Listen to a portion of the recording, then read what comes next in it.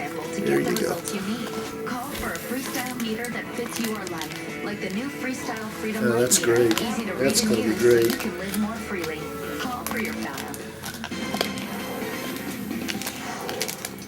Fact follow segment tonight. American prisons have always been tough places, but now gangs are starting to actually run some of the institutions. The USA is the largest jailer in the world, primarily due to drug trafficking.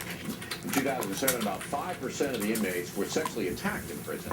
And the number is much higher because many but the unintended consequence of that is you fill the jails up. And we are the biggest jailer in the world. But there's got to be some kind of control, all right, just for a civilized nation inside the prisons. And in some cases, Chino, California, there isn't.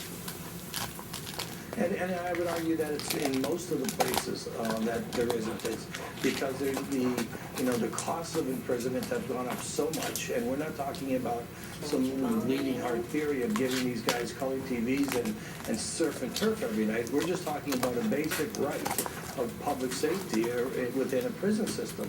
I was in a private prison in Oklahoma 9 months ago.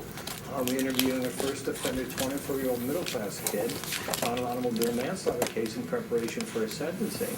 And he comes out in chains and tells me he's in protective custody. And I said, what possibly could you have done? And he said, I didn't do anything. He said, there's 325 of us who refused to join a gang. And they're living their prison terms in 23-hour-a-day lockdown. Because if they don't join the gang, they get beat up like we're watching now. That's exactly right. And it goes even worse, though, because what's happening is the emergence of the gangs and the lack of any vocational or educational programs within the prisons because of the overcrowding is creating the gangs, and they're coming back onto the street. Okay, I got all that. It's a money issue and a manpower issue. But look, here's the deal. If you sell heroin, all right, there are many people, including the New York Times, that say that's not a violent crime. You should have an ankle bracelet and be able to live in your house or whatever. I disagree.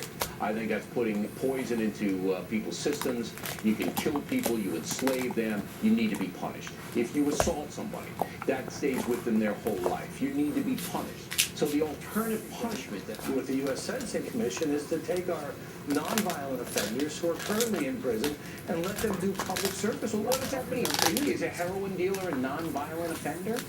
Well, I think a heroin distributor is not a nonviolent offender. I think a heroin user could be. That's where we have the ability now to start to draw distinctions. I'm with you. If it's truly a nonviolent offense, I think you can deal with it outside the prison walls unless it's a repeat deal. Then you've got to do it.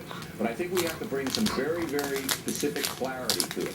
Mr. Holder, I appreciate you coming on. We're going to continue the conversation because it's a troubling issue. Most Americans are not engaged.